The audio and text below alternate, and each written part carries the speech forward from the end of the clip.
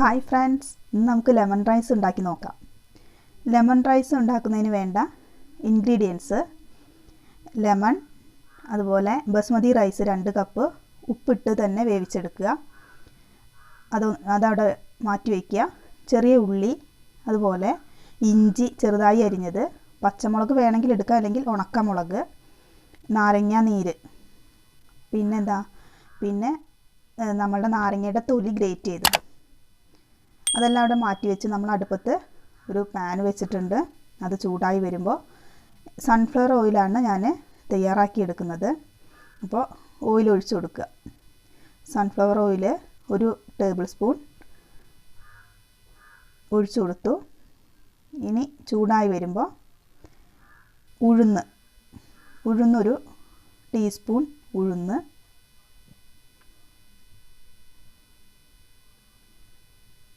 അതൊന്ന് എണ്ണയിൽ കിടന്ന് പൊട്ടി വരുന്ന സമയം കടുക് ഇട്ട് കൊടുക്കുക. അപ്പോൾ തമിഴ്നാട്ടിലെ അവരുടെയൊക്കെ ഒരു വിഭവമാണ് നാരങ്ങാച്ചോറ് അഥവാ ലെമൺ റൈസ്. അപ്പോൾ ദൂരെ യാത്രകളിലൊക്കെ പോകുമ്പോൾ നമുക്ക് കയ്യിൽ കരുതാവുന്ന വളരെ ലളിതമായിട്ട് തയ്യാറാക്കാവുന്ന ഒരു ചോറാണ് ലെമൺ റൈസ്. അപ്പോൾ എല്ലാവർക്കും അതിൻ്റെ ടേസ്റ്റ് ഇഷ്ടമായിക്കൊള്ളണമെന്നില്ല. എന്നാലും പെട്ടെന്ന് ദൂരെ യാത്രകളിലൊക്കെ പുറത്തുനിന്ന് കഴിക്കുന്നതിനേക്കാൾ നല്ലത് നമ്മൾ കയ്യിൽ കരുതുന്ന ഭക്ഷണമാണല്ലോ. അപ്പോൾ ആ സമയം നമുക്ക് കരുതാവുന്നതാണ് ഇത്തരത്തിലുള്ള ചോറ്. അപ്പോൾ നമ്മൾ കടുകിട്ട് പൊട്ടി വരുമ്പോൾ കറിവേപ്പില ചേർത്ത് കൊടുത്തു. പിന്നെ മാറ്റി വെച്ചിരിക്കുന്ന ഉണക്കമുളക് ചേർത്തു. ഇനി നന്നായിട്ടൊന്ന് ഇളക്കി കൊടുക്കാം. അവയെല്ലാം എണ്ണയിൽ ഒന്ന് വഴറ്റിയെടുക്കുക. പിന്നെ നമ്മൾ മാറ്റി വെച്ചിട്ടുണ്ട് ചെറിയ ഉള്ളിയൊക്കെ അരിഞ്ഞ് വെച്ചിട്ടുണ്ട് അല്ലേ. പിന്നെ ഇഞ്ചിയുണ്ട്, അതെല്ലാം ഇട്ട് കൊടുക്കാനുണ്ട്. അപ്പോൾ അതിലെ ചെറിയ ഉള്ളി ഒരു 6 ചെറിയ ഉള്ളി എടുത്തതായിരുന്നത്, അതെല്ലാം ചെറുതാക്കി അരിഞ്ഞത് ഇതിൻ്റെ ഒപ്പം ചേർത്ത് കൊടുത്തു. അങ്ങനെ നമ്മൾ ഇന്നത്തെ വീഡിയോയിൽ ലെമൺ റൈസാണ് തയ്യാറാക്കാൻ പോകുന്നത്. ഇനി അത് എണ്ണയിലൊക്കെ കിടന്ന് നല്ലൊരു മണമൊക്കെ വരുന്നുണ്ട്. അങ്ങനെ ഇഞ്ചി ചെറുതായി അരിഞ്ഞ് വെച്ചിട്ടുള്ളത് നമ്മൾ അതിലേക്ക് ചേർത്തൊന്നുകൂടെ വഴറ്റി കൊടുക്കാം. നന്നായിട്ട് വഴറ്റി കൊടുക്കാം. ഇനി ചോറ് നമ്മൾ ആ പാകത്തിന് ഉപ്പ് ചേർത്താണ് വേവിച്ചെടുത്തിട്ടുള്ളത്. ഇത് പൊന്നി അരിയിലും ചെയ്തെടുക്കാവുന്നതേ ഉള്ളൂ കേട്ടോ. ഞാനിവിടെ ബസ്മതി റൈസാണ് എടുത്തിട്ടുള്ളത്. അത് നമ്മൾ അറിയാലോ, എടുക്കുന്ന അരിയുടെ ഡബിൾ വെള്ളം ചേർത്തൊന്ന് വേവിച്ചെടുക്കുക. വേവിച്ചെടുക്കുമ്പോൾ ഒരു നുള്ള് ഉപ്പ്, അതിന് പാകത്തിന് വേണ്ട ഉപ്പ് ചേർത്ത് വേവിച്ചെടുക്കുക. അത് നന്നായി വെന്തുടയാതിരിക്കാൻ പ്രത്യേകം ശ്രദ്ധിക്കണം. എല്ലാം ഇങ്ങനെ വിട്ട് കിട്ടുന്ന രീതിയിൽ വേണം നമ്മൾ ചോറ് വേവിച്ചെടുക്കാൻ. ഇനി പാകത്തിന്, ഇതിൽ നമ്മൾ ഉപ്പ് ചേർത്തിട്ടില്ല.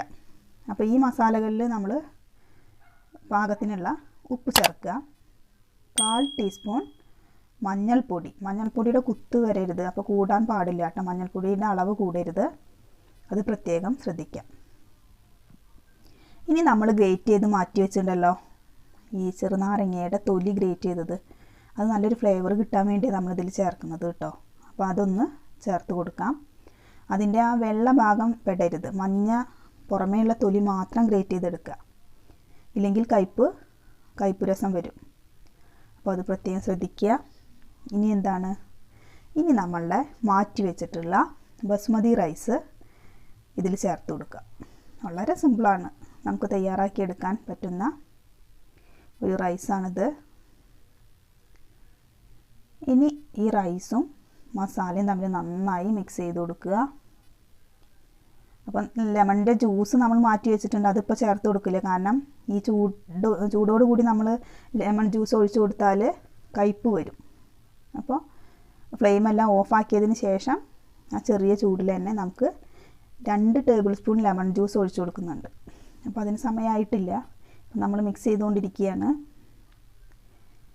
ഇനി ഇതെല്ലാം ഒന്ന് കൂടിച്ചേർന്ന് ആ ആവിയൊക്കെ ഒന്ന് വരാനുണ്ട് അല്ലേ. അപ്പോൾ നമ്മളൊന്ന് അടച്ചിടുക. ഒരു 2 മിനിറ്റ് മതി, ഒരു 2 മിനിറ്റ് ഒന്ന് അടച്ച് വെച്ച്, എന്താ പറയുക, ഒരു ദമ്മിലിടുന്ന പോലെ. അപ്പോൾ എല്ലാം അതിലൊന്ന് മിക്സ് ആയിക്കോളും. മസാലയിലുള്ള ഉപ്പും ചോറിലെ ഉപ്പ്, ചോറിലേക്ക് ഈ മസാലയൊക്കെ ഒന്ന് ചേരണ്ടേ. അപ്പോൾ അതെല്ലാം ഒന്ന് ഇളക്കി യോജിപ്പിക്കുക. അപ്പോൾ നമ്മൾ അടപ്പൊക്കെ തുറന്നൊന്ന് ഇളക്കി കൊടുക്കാം. ഇനി ഇപ്പോൾ നമ്മളുടെ ലെമൺ റൈസ് ഓൾമോസ്റ്റ് ഇവിടെ റെഡി ആയിട്ടുണ്ട്. ഇനി നമുക്ക് വേണ്ടത് ഫ്ലെയിമെല്ലാം ഓഫാക്കി നമ്മൾ മാറ്റി വെച്ചിരിക്കുന്ന ലെമൺ ജ്യൂസ് 2 ടേബിൾ സ്പൂൺ ഉണ്ട്.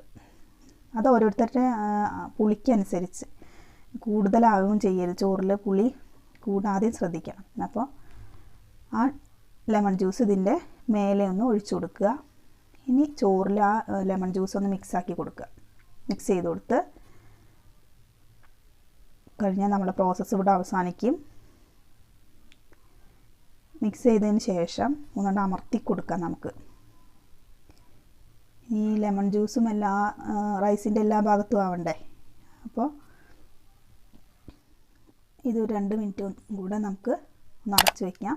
അപ്പോൾ നമ്മളുടെ ലെമൺ റൈസ് ഇവിടെ റെഡി ആയിട്ടുണ്ട്. അപ്പോൾ എല്ലാവർക്കും ഇഷ്ടപ്പെട്ടു കാണുമെന്ന് വിചാരിക്കുകയാണ്. ഇഷ്ടപ്പെട്ടുവെങ്കിൽ ലൈക്ക് ചെയ്യുക, ഷെയർ ചെയ്യുക. Okay, by.